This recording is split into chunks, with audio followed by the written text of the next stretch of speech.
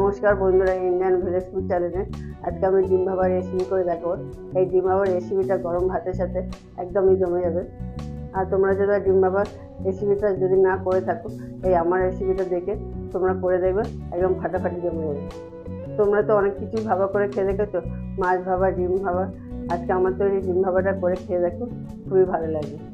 চলুন বেশি কথা না বলে রেসিপিটা দেখে নিই। ডিম ভাবার রেসিপিটা করার জন্য এখানে আমি 3টে ডিম নিয়ে নিয়েছি। অনেক সময় ডিম সিদ্ধ করতে গেলে ডিম ফেটে যায়, ডিম টেরা ব্যাকা হয়ে যায়, কুসুমও অনেক সময় বার হয়ে যায়। তাই আজকে আমি ডিমের মধ্যে অল্প করে সরষের তেল দিয়ে দেবো ডিমটা সিদ্ধ করার আগে। ডিমটার মধ্যে যদি কাঁচা সরষের তেল আগে থেকে মাখিয়ে নেওয়া যায়, তাহলে ডিমটা খুব ভালোভাবে সিদ্ধ হয়, আর ফেটে যাওয়া বা ডিম বার হয়ে যাওয়ার কোনো ভয় থাকে না এইভাবে তেলটা ভালো করে মাখিয়ে নিলে। আমি এখানে 3টে ডিম ব্যবহার করছি, তোমাদের বেশি লাগলে বেশি ব্যবহার করতে পারো। এখন আমি ডিমটাকে সিদ্ধ করে নেব। এই ফাঁকে আমি গ্যাসের মধ্যে একটা সসপ্যান বসিয়ে দিয়েছি, হালকা গরম জল হয়ে গেছে। এখন আমি একে একে ডিমগুলো গরম জলের মধ্যে দিয়ে দেবো।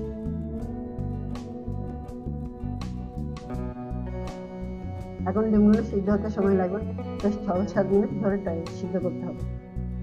ডিমগুলো এখন সিদ্ধ হয়ে গেছে। এখন আমি গ্যাসের ফ্লেমটা অফ করে দেবো। ডিম ভাবা তৈরি করার জন্য এখানে আমি ডিমটাকে ভালো করে ছাড়িয়ে নিয়েছি, কোনো ঝামেলা হয়নি, খুব সুন্দরভাবে খোসাটা ছেড়ে গেছে।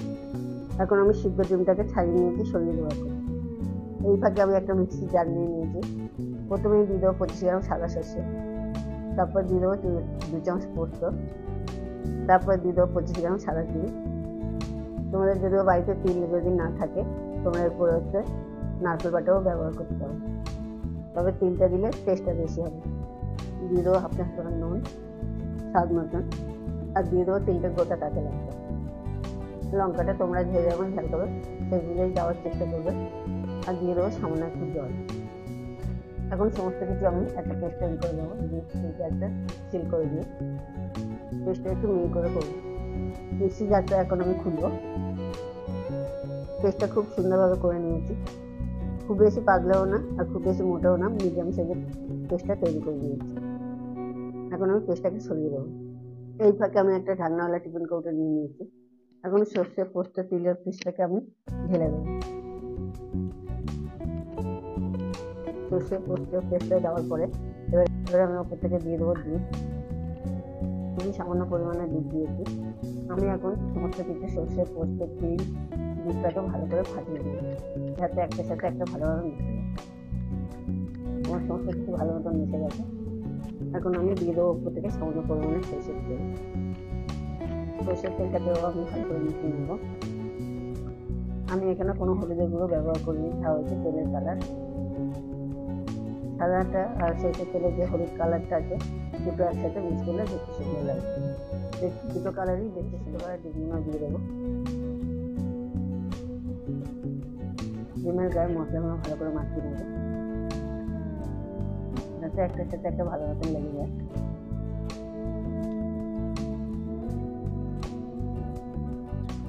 খুব সুন্দর করে আমি ডিমটাকে মাখিয়ে নিয়েছি। এখন মিক্সি দেওয়ার যে জলটা সামান্য মশলাটা লেগেছিল সেটাকে আমি দিয়ে দিই। আমি জলটা খুবই সামান্য দিয়েছি, পর একটু হালকা নাড়িয়ে দিয়ে দেবো। তোমরা যারা যারা এই ভিডিওটাকে দেখবে তারা আমার চ্যানেলে সাবস্ক্রাইব করুন, কমেন্ট করুন, লাইক করুন, বেশি বেশি করে শেয়ার করুন।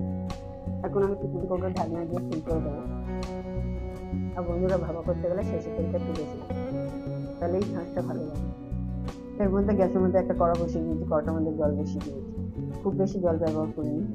এখন আমি জলের মধ্যে দিয়ে দেবো একটা স্টারটাকে দিয়ে আমি জলটাকে 5 মিনিটের জন্য ঢাকা দিয়ে দেবো। আর এই ফাঁকে জলটা ভালো মতন ফুটে যাবে। 5 মিনিট পরে আবারও আমি ঢাকাটা খুলবো। জলটা খুব ভালো মতনই ফুটে উঠেছে। এখন আমি টিফিন বক্সটা আস্তে করে বসিয়ে দেবো। আমি স্ট্যান্ডটার মধ্যে বসিয়ে দিয়েছি। এখন আবারও আমি কড়াই ঢাকনাটা চাপিয়ে দেবো, আর ঠিক 15 মিনিট আমি এরকম লো আছে রেখে দেবো। এই সময় গ্যাসের লেভেলটা আমি কমিয়ে রাখবো। 15 মিনিট পরে আবার ফিরে আসবো, আমি আবারও ঢাকাটা খুলবো। এই সময় গ্যাসের আঁচটাকে আমি বন্ধ করে দেবো। এখন আমি 2 মিনিটের জন্য টিফিন কৌটোটাকে ঠান্ডা হতে ছেড়ে দেবো। 2 মিনিট পরে টিফিন কারিটা ঠান্ডা হয়েছে, এখন আমি লাগিয়ে নেব। এখন আমি টিফিন কৌটোর ঢাকাটা খুলবো।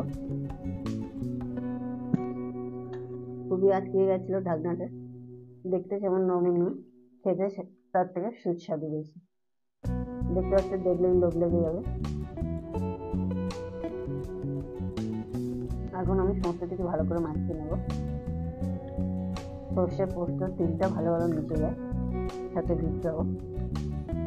এই রেসিপিটা তোমরা গরম ভাত, রুটি, পরোটা সব কিছুর সাথেই খেতে পারবে।